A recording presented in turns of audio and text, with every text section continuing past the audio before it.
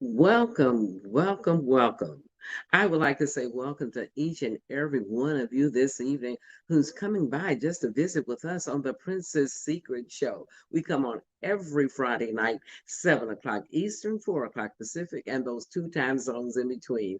I am your hostess, Norma Bryant Howard, coming to you live from the beautiful studios of 2020, the 2020 studios, world renowned studios. I gotta tell Spike about our studios over here. But thanks again for coming out and joining us this evening. But stop, hold the press, because there's something that I want you to do for me.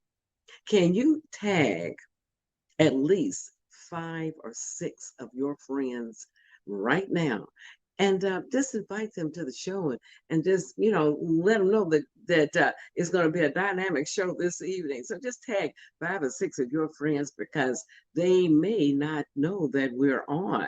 But just do that for me, and don't forget to join my YouTube channel, where you can like and share this information, because see, we're trying to get those algorithms up, but we need for you to like and share us on YouTube tonight, because we want to do bigger and better things, and we can't do it if you don't like and share. You know how it works. You know it probably better than me. So make sure that you do that, because there was one little thing I did want to tell you, that we started this show right at the beginning of the pandemic, and as of tonight, this is our 68th show. I can't believe it, because we had said that when we started the show, we'd probably last for, 5 or 6, 7, 8, maybe even 10 shows. But tonight marks the 68th show, and we're marking it with a dynamic couple who's coming on here tonight. We had to travel all the way up to Pennsylvania, Pittsburgh, Pennsylvania, to find this couple. They're great, they're dynamic, they're knowledgeable, and they are committed in their relationship. A Christian relationship is what they are committed in. So you just settle back and you relax, tag those friends. I might stop in the middle and ask you, did you do it? So, but anyway, we're going to go ahead and we're going to start in, as they say in the theatrical world, without further ado, we're going to bring our guest on right now. So, hello, Pastor Daniel and First Lady Michelle. Hello. Hello, hello. How are you? We're doing Hello, how are well. you this evening? We are well Doing tonight. well. You're doing well. Well, you're looking beautiful. I love that color.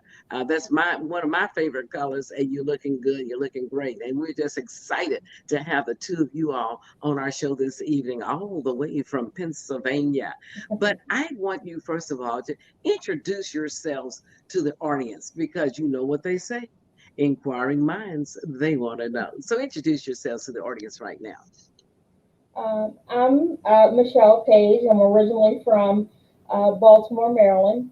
I moved to Pittsburgh to attend college and met a boy and ended up staying for the last 25 years. Together, we have two daughters, Kayla and Kyra, who are both in college, and we are experiencing our first month of empty nesting.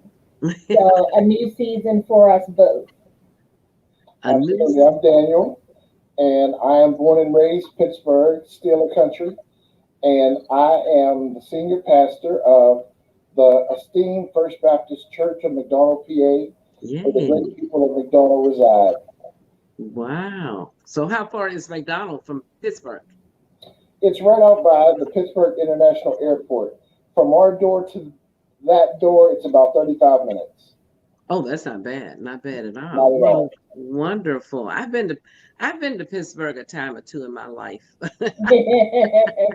I'll tell you about it later. Okay. All right. Well, these inquiring minds, we might even have some people asking you a question. They can go into the chat, can post a question in the chat. But I'm going to start off our discussion this evening. And this is a question that I'm sure that your friends, church members, or neighbors, or people probably have asked you before. And it's a simple question, which is, how did the two of you meet? Who wants to take that? Well, we actually met at a Baptist convention um, about 1991. Um, he was one of the teachers for the class that we were in at the time, and me and my friends were uh, having very inappropriate thoughts to be at a Baptist convention, and you have two very attractive male teachers leading. But we lost touch for about 5 years. And when I moved to Pittsburgh, I bumped into him accidentally one night at 7-Eleven. And we've been going ever since. And you've been going ever since. Yes, he is a very handsome young man, and I can see that would be kind of nice to be taking a class and having a young, handsome pastor leading the class, leading the class. All right. Well, I like that. Now, were you a little bit nervous, Michelle or Daniel? Were you a little nervous when you met this dynamic woman, or did it just all just kind of like flow? It just like just everything fell in place. There was a show that used to come on called Beyond Chance, and it's really how our relationship started. It was, something out of our wildest dreams. She came from Baltimore. I came from Pittsburgh. We met in North Carolina Oh and wow, then rendezvoused back to Pittsburgh. wow. And the night that I met her, I was hanging out at the University of Pittsburgh on the weekend. That's what me and my buddy would usually do. And I didn't have a chance to get nervous because I wasn't looking for her. I just happened to be out looking to get some food to hang out with my buddy. And the old guys always taught me, open the door for the young ladies and you get 10 extra seconds to enjoy how they look. Wow, I like that. And we So I as opened, females, we love it, don't we, Michelle? We love a man with so manners. I opened the door and let her in. But And I got a letter at my mom's house, which I hadn't lived at home in probably about almost 6 or 7 years. She sent a letter to my mom's house looking for me. wow, my, So it was really ordained by God that we came all those different ways that's right. to That's right. meet. Yeah. Absolutely, absolutely, absolutely. Yes, indeed. Now, I've got a question. I like to ask this to my couples. I'm taking both of you all back to your English class. Your English class. Okay, I'm gonna start with Daniel first. Daniel, can you give me an adjective that can describe this one word adjective that will describe Michelle? Then after you give me that one word adjective, then I want you to use it in a sentence to talk about the fabulous Miss Michelle. Okay, Daniel, you go first. Extraordinary fantabulous. Say that word again. Extraordinary fantabulous. No, Daniel just made that word up on you. He knows he knows that word is not in Webster's dictionary, but I like it. Okay, now use it in a sentence. We're gonna make it really hard on him now. Okay, use that word in a sentence. The Lord has placed a extraordinary fantabulous woman in my life. Oh, you go on with your bad self. Let the church say amen. Oh, it came up on the screen. Extra fantastic. I tell you, my control man, he's got it going on. He's got it going Yes, he on. does. All right, Michelle, your turn. Fine. Yeah, I want you to use a one-word adjective that can describe Daniel, and you've got to use it. After you tell us the word, then you got to use it in a sentence. Committed. Daniel is extremely committed to his family. And that says a lot. Committed. He is a commit, and that's wonderful because a lot of wives can't say that about their husbands. A lot of them cannot, but I really like that. I really do. Well, we have some people who are popping in this evening. The first person is, and I think you may have heard his name before, especially Daniel, Marshall Howard. Looking good, my friends. Good to see you. And he also is from Pittsburgh. And we have Miss Betty Maxwell. She says, boy, oh boy, Daniel is all grown up and they look so happy. And that is another person from Pittsburgh, PA. Yes, indeed. So, as they would say, Pittsburgh's in the house tonight. Pittsburgh's in the house. Pittsburgh's in the house. Okay, now I'm a PK. And for the people in the audience that don't know what a PK stands for, that means a preacher's kid.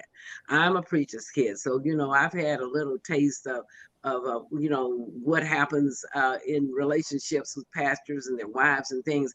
But I noticed that especially with my parents, that people in the church have a tendency to put the pastor and the pastor's wife, they put their relationship way up high on a pedestal. And it's like they're superhuman. We look at them as superhuman. They should never, ever get upset, especially with each other. Never, ever, like he's gotten on my last nerve. Never, ever like that. I know that's how they did my mom. So, do you feel, the two of you, that sometimes people in the church community, not necessarily your church, but in the church community, put pastors and their wives on a pedestal with their relationships? I think we experienced that early on in our relationship where we felt, because we were a young ministry couple, and my husband has a few years on me. So I was pretty young when we started, when we got married. So he had been in ministry for some time at that point. And I think that we were looked at, uh, interestingly, early on in our marriage. But I think we have gotten to a place where we are comfortable enough with each other, with our relationship, and it just, it doesn't seem to, we don't seem to have, or allow that external pressure to affect our marriage in that way. Oh, that's good. That's good. Do you agree with that, Daniel? Absolutely, I do agree. I think some of the old saints would say they call it paying your dues. I think early in our relationship, a lot of people didn't think that we were old enough to really understand what marriage was all about and that we were going to make it. But now that we're 21 years in, and we've outlasted a lot of the relationships that looked at us. Oh, yes, absolutely. And I think now we're at a place where we're comfortable knowing that we don't just talk about what we've heard about marriage, but we know it works. And you know it works. You know it works. That sounds great. Now, I have a question. How important is communication in a marriage? Essential. Is what? Essential. Essential. I love that. Essential. I 100% agree. 100. Can you give us some examples? Well, if you are, I mean, even when you're angry, because that's a lot of times when the communication breaks down. You don't want to talk to your partner. You mad that they left the food out on the stove or whatever the situation may have been. They left, as my husband says, they left the toothpaste cap off the toothpaste for the thousandth time, and you're just tired of addressing it. Um, Sometimes in those areas of tension, um, other people and other situations can start to take footholds in your relationship, and especially when you are in disagreement, it's important to even talk about the fact that you are in disagreement. You may not agree on the outcome, but you walk away committed to working out the situation the best that you can. We try. My husband and I try not to go to bed angry. So Mm-hmm. whatever the situation is, we try to resolve it that neither one of us are going to bed upset. We don't Right. want that to be lingering with us for days. And, you know, in the days and times that we're in, we don't want that to be the last experience we have with our loved one out of anger.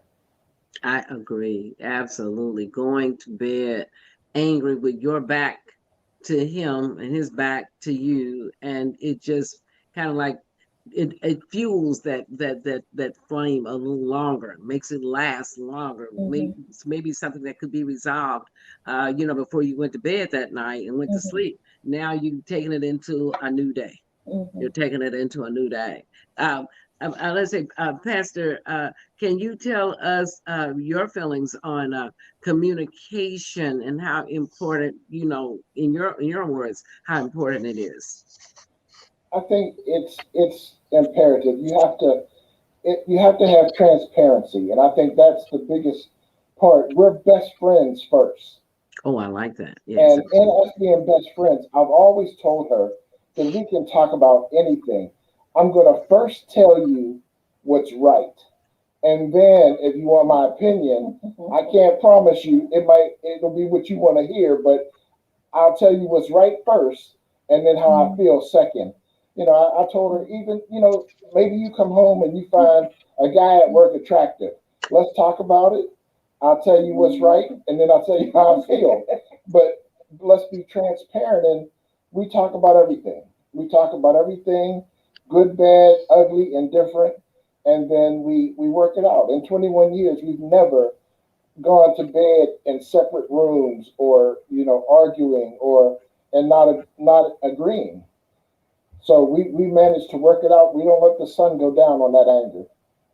I think that's wonderful. Now, recently I had a couple on from the DC area, and the lady made a comment. Oh, wait a minute, I'm going to put a pin in that.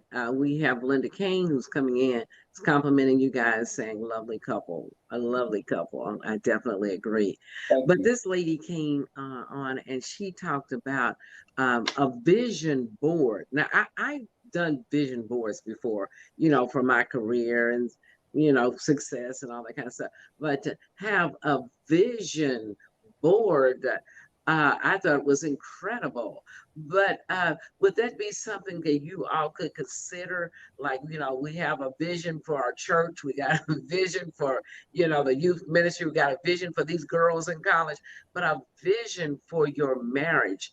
I just thought that was so very, very powerful. Hmm. Michelle, could you speak on that for just a moment? If you think that would be a good idea for not only you, but for other couples, a vision for your marriage, a vision board.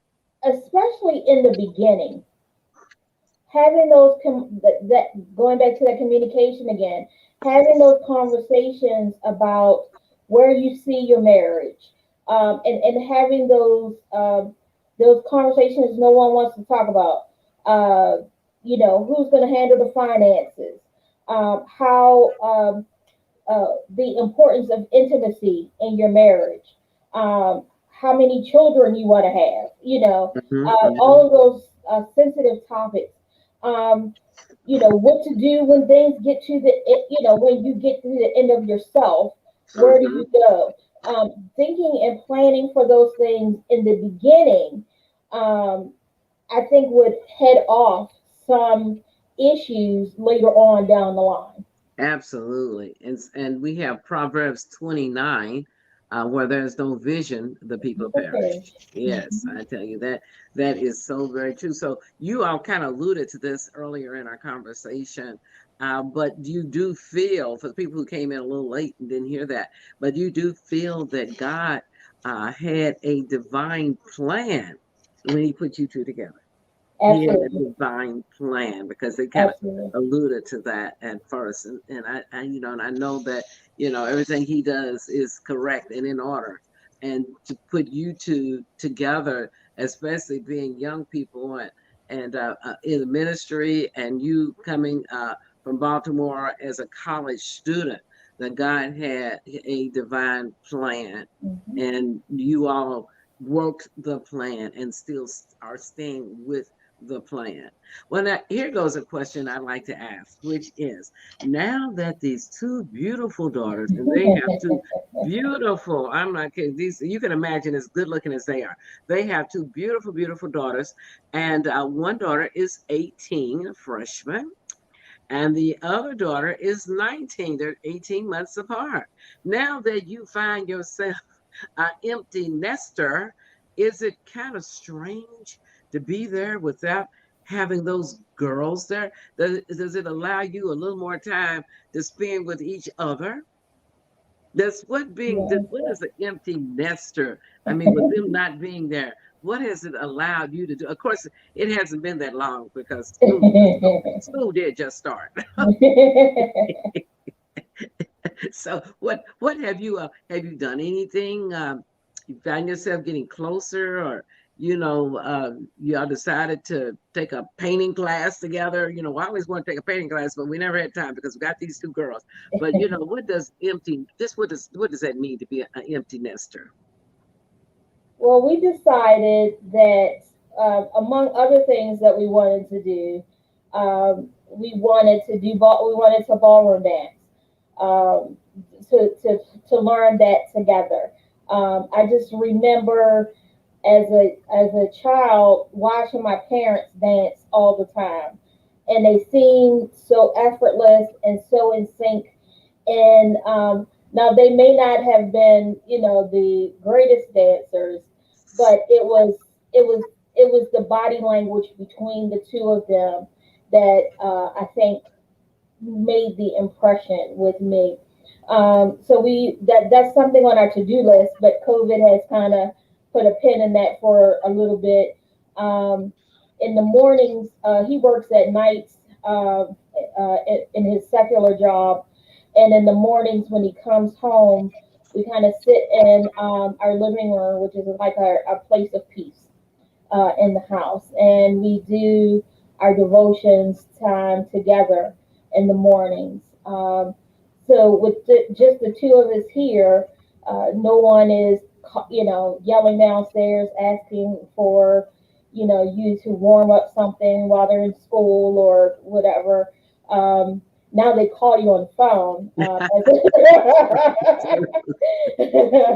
But we have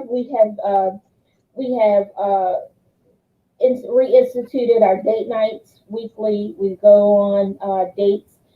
Sometimes they're out the house. COVID has kind of hampered some of our ability to do some things, but sometimes it's out the house, and sometimes it's in PJs. Cuddled up on the couch watching something on TV. So we're just enjoying spending the time together. It's That's spending the the important part, spending spending the time together. I think that is wonderful. And audience, did you hear what Michelle says? She says when they get up in the morning, they have their devotion, sitting in the living room, maybe with a cup of coffee or tea or something. Hmm. And they do that the very first thing in the morning. And they don't have to worry about somebody saying, Mom, I cannot find my favorite blouse. Mom, don't forget, I got ROTC after school and you got to come Hmm. pick me up. Oh my goodness, I got this. They don't have to worry about that. They can just, like how they say it, waiting to exhale. They can just exhale and they can enjoy themselves with just the two of them and doing their morning devotion. So, do we have anyone in the audience that would like to ask this? We got time for before we play the Prince's Secret game. Before we play that game, do we have anyone in the audience? And I'll take one question from someone who just really would love to ask Pastor Daniel and First Lady Michelle a question. And I'm going to ask the first question. How big is your church? What's that? How big is your church? It's a medium-sized church. I think on right now with COVID, we're averaging maybe about 50 members, but I think we have about 150 on the roll. Okay. All right. It came up on the screen. First Baptist Church of McDonald, PA. All right. Okay. So that is a nice sized church. Okay. So we're going without, we're going to do, we're not going to do a drum roll. I'm just going to announce it. It is now time for the Princess Secrets game. You're going to love this game. They've never heard of it, but they're going to love it. And this is how the game goes. Okay, I'm going to ask a question. I've got several questions here, not that many, but I'm going to ask a question. They cannot discuss among themselves. They can only point.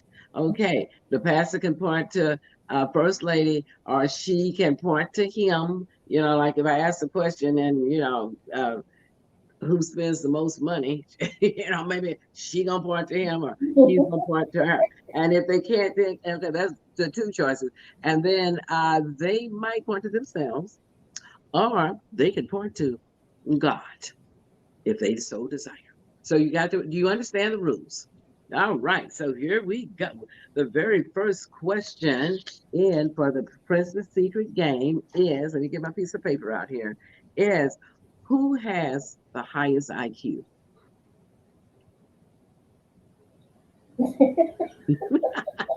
Okay. Okay, Daniel says Michelle has the highest IQ. All right. Okay. Now here comes one. This is you all's generation type question, which is who is the smartest when it comes to technology? Oh my goodness! It's right now it's 2-0. Michelle. Michelle's got the highest IQ, and she's the smartest when it comes to technology. Well, I'm gonna have to fly up to Pittsburgh, Michelle, and you're gonna have to give me some lessons, okay? This modern technology. I'm a baby boomer. We baby boomers, we don't know a thing. All right. So here goes the question number 3. Who gives the best gifts? Okay. All right. Daniel, you didn't point to anybody. Okay.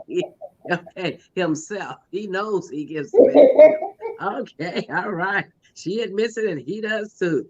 All right. Now here goes one of these questions that I love to ask. Who is the most annoying when the two of you all are trying to watch Pittsburgh Steelers? Who are the Steelers? Is that football? I guess football. Who's the most? Oh, he says she's the most annoying. He's bad. Because the annoying person always has questions to ask, even if it's something that's not related to a movie or to the movie you're watching or to the game that you're watching. That person always has a question, like, why is he running with the ball so slow? Why is he doing it so slow? Okay, who tells the best jokes? Oh, okay, all right, okay. Pastor Daniel, he knows he can tell some good jokes. Okay, all right. The next one, who shops more? I can't see. Oh, okay, all right, okay. She's admitting she shops more than Daniel. All right, here we go. Okay, do any one of you snore? Nobody snore. Oh, okay. They didn't even look at each other. They said, I don't snore. Not me. I don't either. All right. Who is the most afraid when there's a creepy, scary sound right outside the door? I think, Michelle, I think most of us females are. We get some creepy sounds outside our door, and we don't know who it is or where it's coming from. I agree with Michelle. Yeah, I'm that way too, Michelle. Okay, who cooks the best?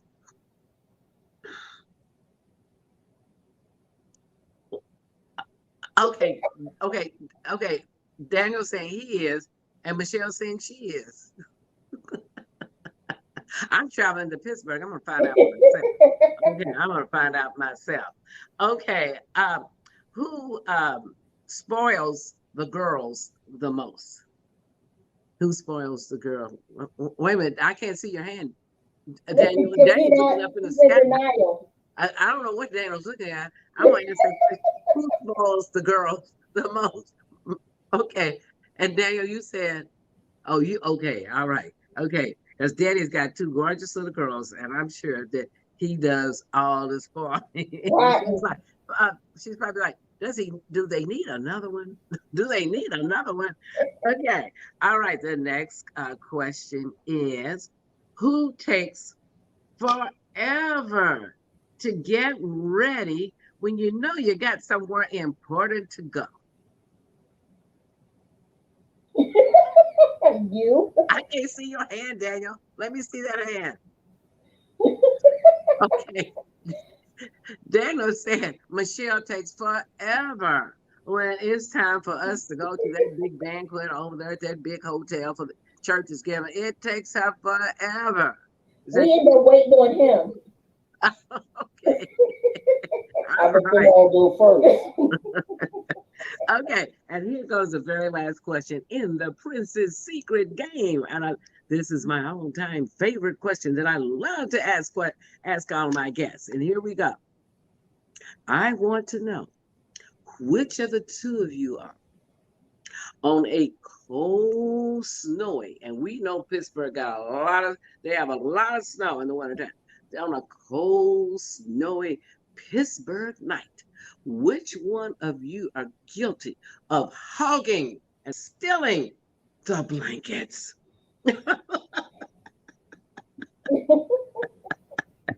That did not take long. And Michelle said me. Yeah, I'm guilty of stealing all those blankets because Pittsburgh is a cold, cold place in the I live winter. with an Eskimo. You said He, it's what? I live with an Eskimo. Oh, okay. Oh, He she likes lives. he She likes lives it with. cold all the time. Oh my goodness. Oh, he admits it. Uh-huh. I'm the Eskimo around there. I like it so cold that we got married in December because I didn't want to sweat. I love it. I love it. And listen, and he's not afraid to tell it either, is he? He's not afraid to tell it. That is great. That's great. Well, that concludes our Princess Secret game. And I'm sure you're gonna remember this game for a long, long time that you are participated in this awesome game that Norma Howard just loves to play with her guests. Okay, Linda said cute game. You a lovely couple and a cute game. I like that. Okay, so can you? I'm going to get the pastor and Michelle. You can also answer this. Is as ministers, and you both are ministers in the world. What advice can you give the young newlywed? I'm just married. I'm trying to get my life together, and she's getting on my nerves. And I'm thinking about having a divorce. I'm thinking about getting a divorce. What could you tell a young couple, to prevent them from taking that next step and going into a divorce? And just kind of wind it up and conclude it for this evening. When we went into this, we went in with divorce was not an option. We were determined that we're going to make it work, whatever it takes. Hmm. Marriage goes through seasons, and you have to enjoy each season as it comes. In all seasons, you got to put God first. Right, absolutely. Absolutely, absolutely. Put God first, and they go because I read a book recently where they said that many couples want that you said stage. They want stage one, which is the love. We're kissing, we're loving, we're huggy poo and all that. We want that stage to last forever. But marriage isn't designed for stage one to last forever. It's definitely not designed to last forever, that stage. Then there are other stages in marriage. And if people want to find out what I got to say about that, I have a relaunch of my book, which is coming out, the new relaunch of Prince Charming, Where Are You? And we're going to be talking a lot about the stages of marriage and things like that. So I would like to just say thank you, thank you, thank you to this dynamic couple that we have on this evening, Pastor Daniel and First Lady Michelle Page, who are ministers at the First Baptist Church of McDonald, PA. in McDonald, PA, and we've enjoyed them. I've learned a lot. Every time I meet people, I'm still in the learning stage, and I learned a lot. I'm sure you have. Linda says good advice. You all have given us some really wonderful advice for this evening. So I would once again like to say to our guests, thank you for being on the Princess Secret Show. And could we count on you being a guest, maybe, sometimes maybe in 2022? Would you all like to come back in 2022? Absolutely. Yes, absolutely. We'd love to. Okay. Well, I would love to have you. So thank you, and I'm going to uh, uh, tell the audience. Just hold on, just 1 minute. I got something to tell you, and thank you once again. And we love you. And good night to the pages. Good night. Good night, Good night. everyone. Good night. All right. Okay. Thank you all for joining us once again. This was the Princess Secret Show, which comes on every Friday evening at 7 o'clock p.m. Eastern, 4 o'clock p.m. all the way out Pacific Standard Time, and those two time zones in between. So, as I say every Friday night, please, please say a prayer for the whole wide world. Continue to wear your mask, and guess what? We'll see you next week. Thank you so much. Bye bye.